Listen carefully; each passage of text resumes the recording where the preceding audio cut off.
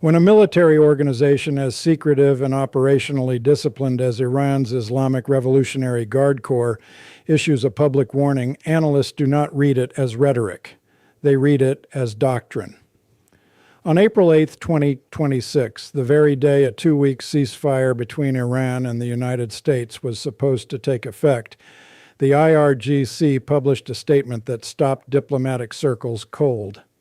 We strongly warn the United States, which has broken its commitments and is a partner to this brutal regime, that if the aggression against Lebanon is not immediately halted, we will act upon our duty and deliver a regret-inducing response to the malicious aggressors in the region, the Guard said in a Telegram post.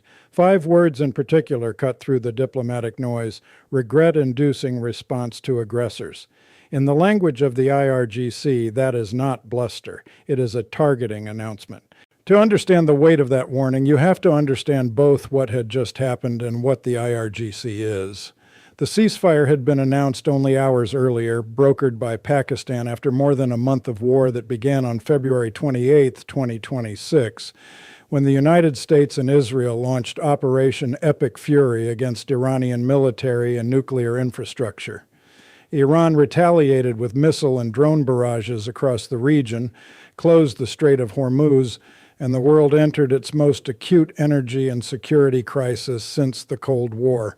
The ceasefire was announced by Pakistani Prime Minister Shehbaz Sharif, who stated explicitly that it applied everywhere, including Lebanon and elsewhere. Before the ink was metaphorically dry, Israel struck Lebanon in what its military described as the largest coordinated operation of the current war. 100 targets hit in 10 minutes. Across Beirut, the Bekaa Valley, Mount Lebanon, and Sidon, with Lebanon's civil defense eventually reporting over 250 people killed. The IRGC had seen enough. The warning followed within hours. The IRGC is not a conventional military force, and treating it as one is a strategic error that adversaries have repeatedly made.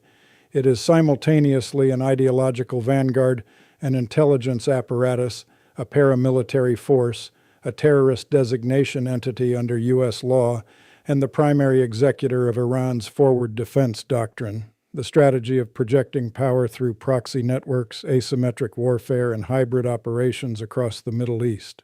Its naval branch, the IRGC Navy, has spent decades specifically preparing for Strait of Hormuz interdiction, building fast attack boat swarms, deploying shore-based anti-ship missiles, operating drone carriers, and seeding mine warfare capabilities.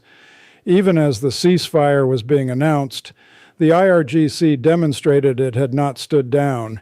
It tracked and destroyed an advanced Israeli-made Hermes 900 surveillance drone over Fars province in western Iran, declaring it had been intercepted by the fire of the IRGC's modern air defense system under the control of the country's integrated air defense network.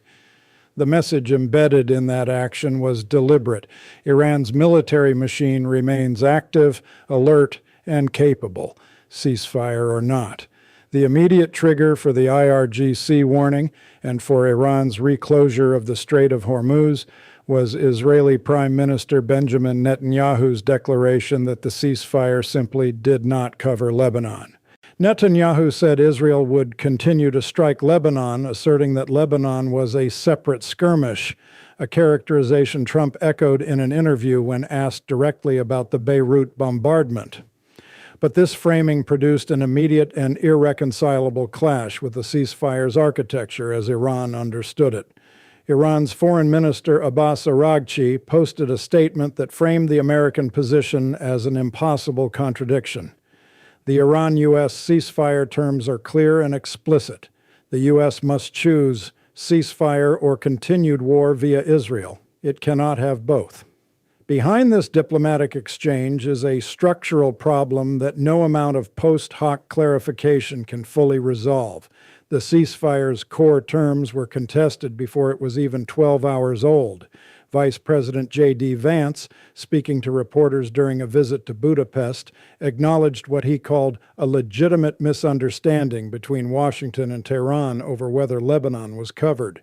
I think the Iranians thought that the ceasefire included Lebanon, and it just didn't, he said, adding that Israel had offered to check themselves a little bit in Lebanon to support the negotiations, though he stressed this was voluntary, not a ceasefire obligation.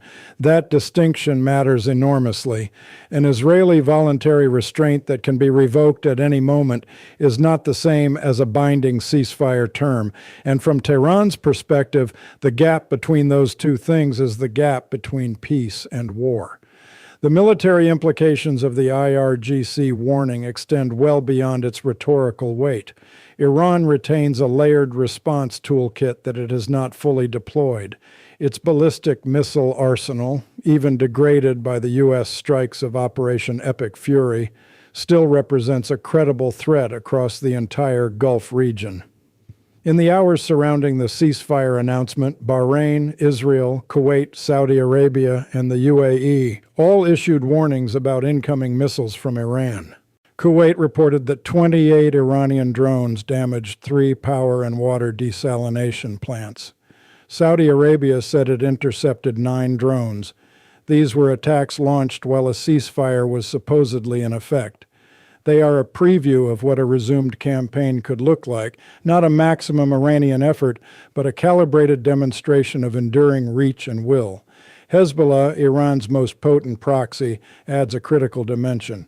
A Hezbollah official told the Associated Press that the group was giving mediators a chance to secure a ceasefire for Lebanon, but stated clearly, "We have not announced our adherence to the ceasefire since the Israelis are not adhering to it."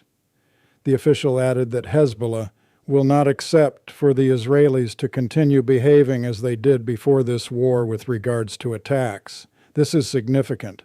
Hezbollah represents not merely a military asset for Iran, it is the cornerstone of the axis of resistance that Tehran has spent 4 decades building, financing, arming, and politically protecting. If Israel continues degrading Hezbollah while the IRGC is nominally in a ceasefire with the United States, the IRGC faces an impossible credibility problem.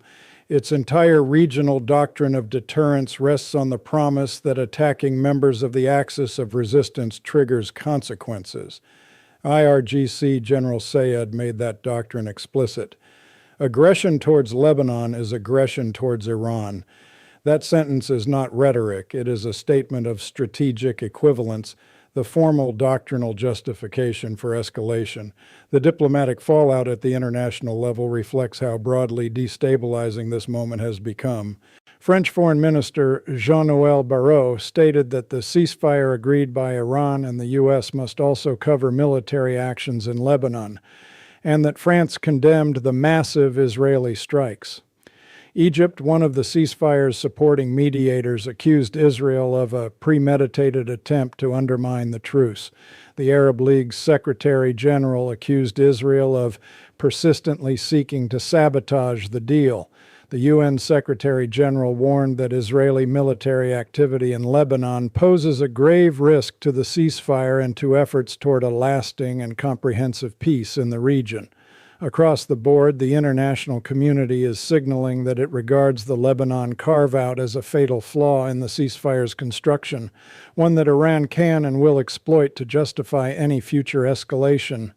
For NATO, the situation exposes a fracture that the alliance has struggled to manage since the conflict began.